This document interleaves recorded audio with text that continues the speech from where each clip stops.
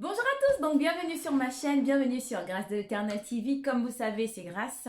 Et j'ai créé ma chaîne où je parle de Dieu, je parle de ma foi, je parle de spiritualité. Donc si ça vous intéresse, je vous encourage vivement à vous abonner, à liker, à partager. Et pour savoir comment s'abonner, c'est simple. Prenez n'importe laquelle de mes vidéos, vous verrez juste en rouge en bas écrit s'abonner. Cliquez dessus et vous êtes abonné. Donc j'espère que vous allez bien dans vos familles également et surtout vous restez vraiment confinés et respectez les règles et les consignes de sécurité demandées jusqu'à ce que la situation vraiment puisse s'en aller. Nous prions vraiment par rapport à ça.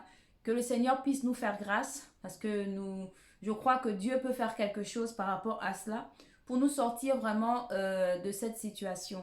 Donc moi de mon côté, je vais bien par la grâce de Dieu et c'est cette grâce-là qui me permet d'être là aujourd'hui et de pouvoir partager à travers cette vidéo. Et surtout, je tiens à rappeler que l'objectif de mes vidéos, c'est pouvoir encourager des personnes qui sont en recherche de Dieu, pouvoir partager mon expérience de Dieu, parce que la vie chrétienne, c'est pas de la théorie, mais c'est aussi de la pratique. Donc, partager mon expérience de Dieu, partager les victoires aussi que Dieu m'a fait avoir, encourager une personne qui recherche Dieu, encourager une personne qui est en recherche de Dieu, encourager une personne qui a commencé avec Dieu et à un moment donné, par les vicissitudes de la vie, ne s'est pas accroché et puis a lâché la main de Dieu. Voilà un petit peu l'objectif la tendance un petit peu de mes vidéos et la création de ma chaîne. Donc voilà un petit peu ce que je voulais quand même vraiment rappeler en préambule. Et donc le thème de ma vidéo aujourd'hui, c'est comment débuter une vie de prière. Voilà, vraiment comment débuter une vie de prière. Déjà, pour toutes les personnes qui ont ce besoin, toutes les personnes qui ont ces points d'interrogation, surtout avec ce que nous vivons en ce moment, beaucoup de gens sont dans l'inquiétude, beaucoup de gens ont peur, beaucoup de gens ont peur pour leur avenir et c'est tout à fait normal parce que c'est quelque chose qui nous est tous tombé dessus, c'est quelque chose qui nous a tous surpris, mais en plus c'est une adversité qu'on ne maîtrise pas en fait. C'est pas comme si c'est quelque chose qu'on voit, mais c'est dans l'air, c'est voilà, on est obligé de ressembler limite à des ninjas, on a des masques, on a des gants et tout. Donc c'est quelque chose qui est venu inquiéter l'humanité entière. Et c'est tout à fait normal, mais moi ce que je veux vous dire aujourd'hui, c'est que, et je ne cesserai jamais de le dire, celui qui se confie en Dieu est protégé. Vous savez, quand on est chrétien, les personnes en fait qui ne sont pas chrétiennes ont souvent tendance à dire ben tu es chrétien, ben on voit pas grand chose dans ta vie, tu es chrétien, pourquoi t'as pas ci, tu es chrétien, pourquoi le monde, les grandes questions qui arrivent souvent. Mais ce que je veux dire déjà, la vie chrétienne ne repose pas d'abord sur le matériel. La vie chrétienne d'abord c'est quelque chose de spirituel. Vous me voyez de manière physique, mais je suis un esprit habitant dans ce corps que vous voyez et c'est ce que vous êtes aussi. Et Dieu, à travers la foi chrétienne, Dieu vient nous montrer que le plus important en fait, ce n'est pas ce qu'on peut avoir ou nos possessions matérielles. Vous voyez ce qui se passe avec le Covid-19, même les grandes stars Hollywood, tout le monde est confiné, la terre entière est confinée. Et là, l'argent ne peut rien faire, voilà. L'argent ne peut rien faire. Tout le monde, toutes les stars que vous connaissez tout le monde est au pas. Tout le monde est confiné. Dieu, à travers la foi chrétienne, vient nous montrer que le spirituel, donc notre homme intérieur, notre esprit, est plus important et qu'il faut le nourrir. Pourquoi? Parce qu'au jour de la détresse, celui qui se confie en Dieu est dans la paix. Celui qui se confie en Dieu est dans la paix. Vous savez que celui qui se confie en Dieu, même si on le vire de son travail, même si on lui supprime son CDI, il est dans la paix. Vous savez ça? Ben parce que c'est Dieu qui prend soin de nous. Notre vie ne dépend pas du matériel. Notre vie ne dépend pas des comptes en banque que nous avons. Mais notre vie dépend de Dieu. C'est ce que vraiment la foi chrétienne veut vraiment, le message de Jésus-Christ à travers la foi chrétienne. C'est ce que ça vient mettre en exergue. C'est que c'est l'esprit qui prédomine sur la chair. C'est l'esprit qui prédomine sur ce que nos yeux voient. La Bible déclare que ce que nous voyons est passager. Ce monde est passager. Mais Dieu demeure éternellement. Donc vraiment, c'est ce que je voulais déjà dire en préambule vraiment de ma vidéo. Et vraiment pour revenir au thème, comment débuter une vie de prière, ben, simplement pour toutes ces personnes qui sont dans ce choix, je tiens déjà à vous féliciter parce que c'est le meilleur choix que vous puissiez faire. Investir dans la prière, c'est un des meilleurs choix que vous puissiez faire parce que c'est ça qui va pouvoir nourrir votre esprit. Et vous verrez les bénéfices de ça dans les mauvais jours parce que la vie, il n'y a pas que des jours heureux. La vie n'est pas un long fleuve tranquille, mais vous verrez les bénéfices de l'investissement que vous aurez mis dans une vie de prière dans les mauvais jours. Et on saura, il y aura une différence, comme dit le Seigneur dans sa parole dans le livre de Malachie, entre ceux qui servent Dieu et ceux qui ne servent pas Dieu. Il y aura une différence. Voilà, donc déjà pour débuter une vie de prière, la première chose, c'est qu'il faut le vouloir. La première chose, c'est qu'il faut le désirer fortement. Et généralement, lorsque nous le voulons, nous le désirons, ça part parfois d'un constat, ça part parfois des situations compliquées de la vie, comme ce que nous vivons en ce moment. Donc, première étape, il faut le vouloir. Première étape, il faut le désirer de tout son cœur. Et le texte de base de mon message aujourd'hui, c'est dans le livre de Jérémie, au chapitre 29, au verset 13. Et ce verset nous dit ceci, ça c'est Dieu qui s'adresse à nous. Ce verset dit, « Vous me chercherez et vous me trouverez si vous me cherchez de tout votre cœur. » Donc, que dit Dieu dans sa parole? Si nous le cherchons, parce que Dieu, il faut le chercher. Si nous le cherchons, il va se laisser trouver. Et si nous le cherchons de manière sincère, si nous désirons vraiment connaître Dieu de manière sincère, si nous disons, nous avons toujours entendu parler de Dieu, et j'aimerais vraiment, Seigneur, apprendre à te connaître, je veux te connaître. Et donc, il dit, si vous me cherchez, je me laisserai trouver, si vous me cherchez de tout votre cœur. Donc, c'est dans le livre de Jérémie, dans la Bible, Jérémie chapitre 29 au verset 13. Donc, la première étape, il faut le vouloir. La première étape, il faut le désirer. La deuxième étape maintenant de vouloir commencer ou débuter une vie de prière, c'est passer à l'action. Voilà. La vie chrétienne, c'est pas, comme je disais, la vie chrétienne, c'est pas de la théorie. La vie chrétienne, c'est de la pratique. Et pour pouvoir commencer une vie de prière, tu passeras par des instruments dont tu as besoin. C'est un peu comme si tu vas à l'école, mais tu vas pas aller à l'école sans avoir au moins un bloc-notes, sans avoir de quoi noter, parce que avec Dieu, c'est une école. Avec Dieu, nous apprenons. Avec Dieu, nous sommes des éternels apprenants. Avec Dieu, c'est notre professeur qui nous instruit. Et donc, pour passer à l'action, tu auras besoin de ceci. Tu auras besoin une des choses les plus importantes, tu auras besoin d'une Bible. Tu auras besoin de la Bible qui contient la parole de Dieu, la Bible qui contient le message central de Jésus-Christ. Pour cela, de manière pratique, vraiment pour pouvoir débuter une vie de prière, pouvoir débuter aussi, je peux dire, une vie chrétienne. Parce qu'une vie chrétienne sans la parole de Dieu, ce n'est pas une vie chrétienne. Tu auras besoin également de manière pratique, tu auras besoin d'un bloc-notes, voilà, un exemple. Tu auras besoin d'un bloc-notes. Tu auras besoin des crayons de couleur. Tu auras besoin également d'un stabilo. Donc là, je vous parle un petit peu, je vous donne un peu ma méthode à moi, que quand j'ai commencé ma vie chrétienne, quand j'ai commencé à débuter ma vie de prière, c'est un petit peu comme ça que je fonctionnais. Donc la Bible, tu auras besoin de la Bible. Tu as besoin de la Bible, pourquoi? Tu as besoin de la Bible simplement pour apprendre à connaître Dieu. Parce que la parole, le message de Dieu se trouve dans la Bible. Tu as besoin de la Bible pour apprendre à connaître Dieu. Et pourquoi tu as besoin d'apprendre à connaître Dieu? Parce que tu as besoin d'apprendre à connaître Dieu pour apprendre à mieux le servir, tout simplement. C'est un peu comme si tu es marié. Pour une femme, une jeune femme, tu es mariée et tu veux faire plaisir à ton mari ou simplement un homme aussi, il n'y a pas qu'une femme. Que vous soyez un couple, monsieur ou madame, vous êtes mariés. Mais pour que votre mariage fonctionne, vous avez besoin d'apprendre aussi à vous connaître. Voilà. Et savoir ce que l'autre aime, ce que l'autre n'aime pas, pour pouvoir vivre en harmonie. Voilà. Donc, tu as besoin de connaître la parole de Dieu pour connaître simplement connaître Dieu. Tu as besoin de la Bible également pour pouvoir connaître le message de Dieu, parce que derrière la parole de Dieu se trouve le message de Dieu.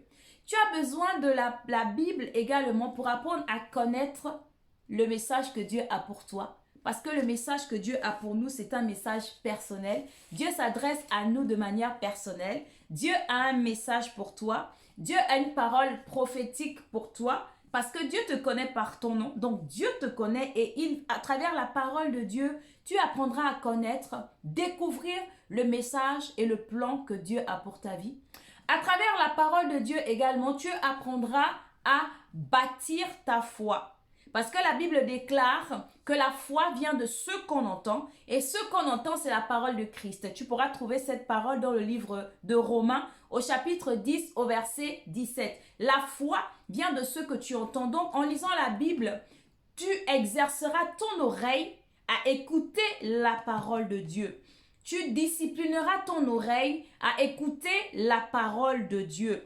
Et la parole de Dieu en toi te donnera la lumière, la connaissance et va installer en toi la foi.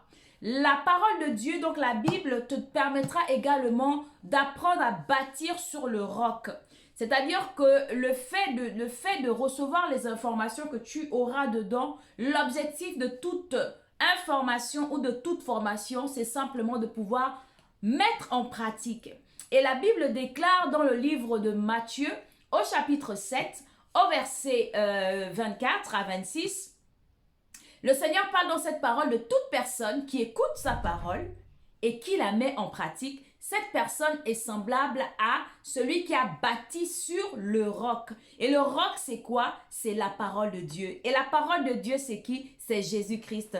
Lorsque tu bâtis sur le roc, quelles que soient les situations de ta vie, quelles que soient les tempêtes qui viendront, parce que, comme je dis, la vie n'est pas un long fleuve tranquille. Même si nous sommes chrétiens, la vie n'est pas un fleuve tranquille. Il y aura des hauts, il y aura des bas, il y aura des bons jours et des mauvais jours. Mais lorsque tu as appris à bâtir sur le roc, c'est-à-dire à marcher selon la parole de Dieu, en t'appuyant sur la parole de Dieu, sur les promesses de Dieu, tu seras inébranlable. Donc c'est pour ça tu as besoin de ça. Et pourquoi je vous ai parlé également des crayons de couleur? Ça, c'est vraiment ma méthode. Quelqu'un vous dira autre chose, mais moi, c'était ça. Lorsque tu commences à lire la Bible, tu verras que parfois, tu vas tomber sur un verset.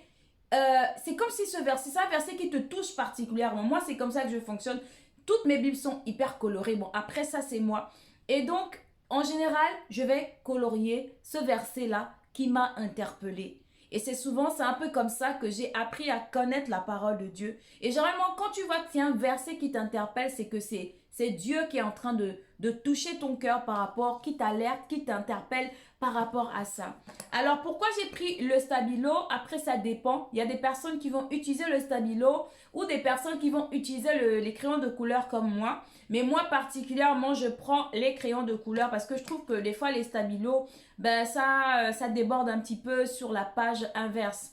Et ensuite, tu auras besoin, je vous ai présenté également un bloc-notes. Donc, souvent, les pensées qui viendront dans ton cœur, ce que tu auras retenu parfois de certains passages bibliques, ben, tu pourras le retranscrire et méditer un peu par la suite. Donc, vraiment, la vie chrétienne, la vie, je dis parler, débuter une vie de prière, c'est aussi une vie d'étude en fait. Avec Dieu, nous partons à l'école de Dieu. Nous partons à l'école de la même façon que vous allez à la fac, la même façon que vous allez au collège, la même façon que vous allez au lycée, la même façon que nous emmenons nos enfants à la primaire ou à la maternelle. Avec Dieu, nous apprenons. Et voici le manuel. Et qui est l'essence, qui constitue vraiment le début d'une vie de prière. Voilà.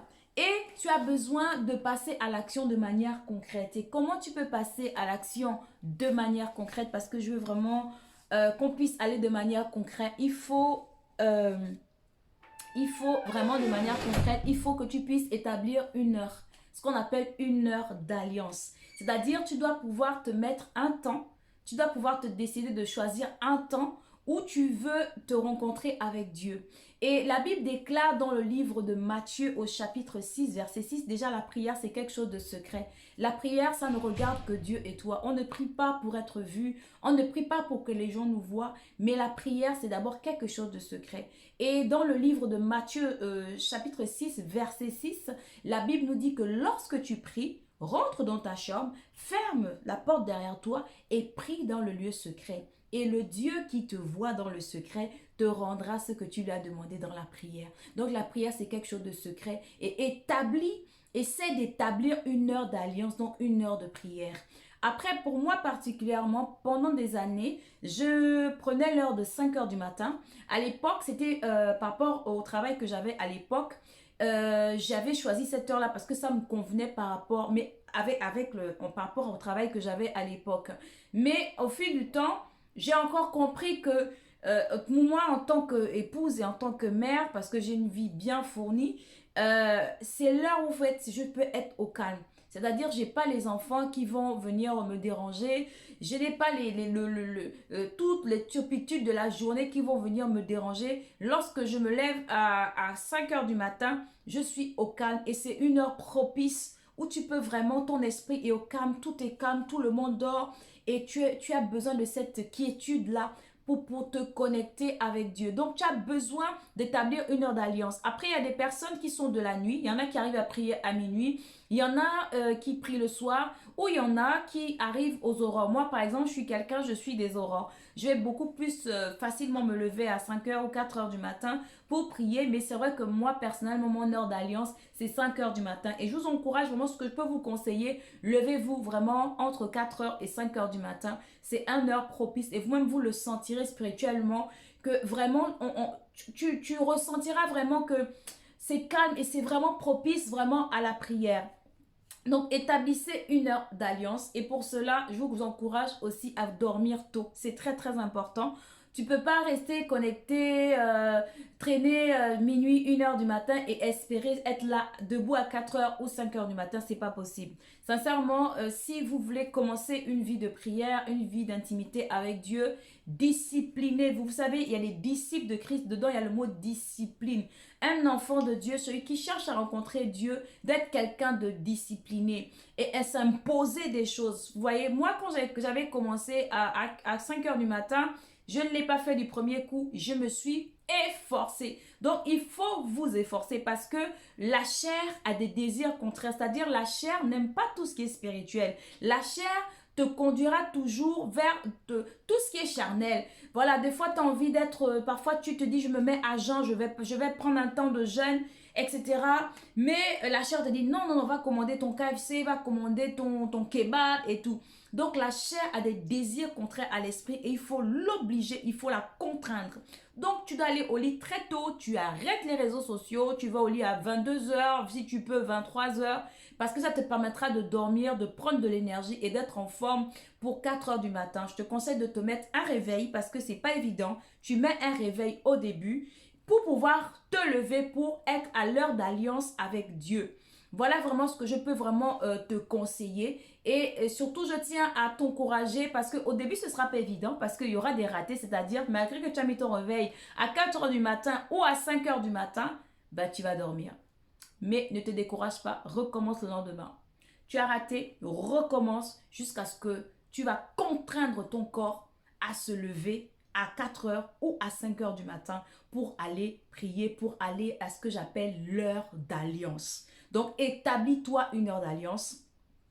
Va dormir très tôt. Mets un réveil pour t'aider. Au début, tu auras des ratés. Mais ne te décourage pas. Le lendemain, repars à la charge jusqu'à ce que ton esprit et ton corps vont se soumettre à cette volonté de vouloir aller vers Dieu. Et de manière concrète, comment il faut faire pour prier? Ben, tu prépares l'atmosphère. Par exemple, moi, j'aime bien l'adoration. Donc, j'ai des enchaînements, j'ai des enchaînements YouTube de piano. C'est du piano, en fait, piano adoration. Ça, en fait, ça prépare l'atmosphère parce qu'on a besoin de se conditionner. Dieu, il est dans le ciel. C'est vrai que Dieu est omniprésent, omniscient, omnipotent. Mais Dieu, il est par essence, il est dans les cieux. Et nous avons besoin de nous connecter et de connecter avec des conducteurs. Et l'adoration est quelque chose qui est un connecteur. L'adoration est quelque chose qui nous propulse en fait. C'est un peu comme un ascenseur qui prépare notre esprit, qui prépare notre âme à la prière. Donc, adoration, c'est quoi? C'est simplement de la musique qui a été jouée de manière spirituelle parce qu'il y a toutes sortes de musique. Mais l'adoration, c'est particulièrement quelque chose qui sied, qui est quelque chose qui plaît au cœur de Dieu. Et c'est quelque chose qui a été composé de manière spirituelle pour exalter, élever Dieu et pour pouvoir aider tous ceux qui cherchent Dieu à se connecter à Dieu parce que Dieu siège au milieu de la louange et de l'adoration. Donc voilà ce que je voulais vraiment partager avec vous au travers de cette vidéo. Je ne veux pas être trop long. Donc vraiment, le premier point, je tiens à rappeler, il faut le désirer, il faut le vouloir. Le deuxième point vraiment que je tiens à rappeler par rapport à cela, c'est qu'il faut passer à l'action. Prends ta Bible, prends un stylo, allez vraiment à l'école de Dieu, à l'école du Saint-Esprit. Vouloir commencer une vie chrétienne, vouloir commencer une vie de prière, il faut retenir que c'est aussi pour pouvoir partir à l'école, apprendre auprès de Dieu, apprendre dans le secret de ta chambre. Le troisième point, c'est aller de manière concrète, dormir tôt. Voilà, se discipliner, dormir tôt, arrêter tous ces réseaux sociaux, etc. Aller au lit assez tôt pour avoir l'énergie, pour pouvoir vous lever. Établir une heure d'alliance, ça c'est à votre convenance. Mais moi, ce que je peux vous conseiller, c'est vraiment autour de 4h et 5h du matin. Ce sont vraiment des heures vraiment propices parce que c'est au calme. Vous pouvez vraiment vous connecter à Dieu. L'atmosphère aussi spirituelle à ces heures-là est vraiment ouverte pour la prière. Et ne vous découragez pas. Faites-le de manière régulière. Si vous avez raté aujourd'hui, recommencez demain jusqu'à ce que votre corps soit contraint à cette discipline-là. Et n'oubliez pas Jérémie verset 29 au chapitre 13. Si vous me cherchez de tout votre cœur, je me laisserai trouver. Donc Dieu se cherche.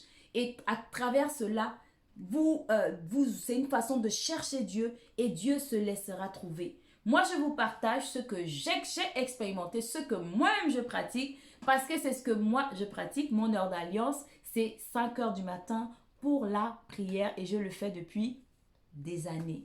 Et vraiment, Dieu me le rend bien. Et vraiment, je voulais partager ça avec vous. La prochaine vidéo, j'essaierai de faire une vidéo où montrer un petit peu le déroulé d'une prière. Vraiment, que Dieu vous bénisse. N'oubliez pas de liker, n'oubliez pas de partager, n'oubliez pas de vous abonner. N'oubliez pas aussi si vous avez des remarques ou des questions sur la vidéo, n'hésitez pas. Vraiment, que Dieu vous bénisse et je vous dis à une prochaine vidéo.